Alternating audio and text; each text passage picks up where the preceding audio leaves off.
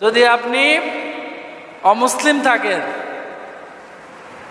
11টার দিকে আপনি কালিমা পড়লেন, মুখেও বললেন, অন্তরে বলছেন, বিশ্বাসও করছেন, এখন যদি মসজিদে আজান হয়, মন্দিরে ঘন্টা বাজিয়ে আপনি যদি মন্দিরে যান, আমি মনে করবো আপনি কি হিন্দু।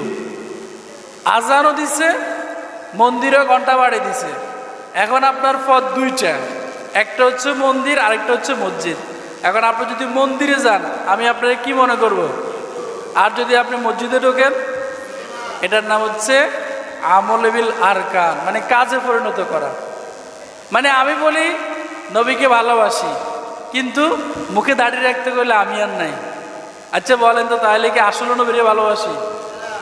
কথার আওয়াজ কিন্তু কমে গেছে। আমি বলি নবীরে ভালোবাসি, মেসওয়াক করতে বললে আমি আর নাই, তাহলে আসলে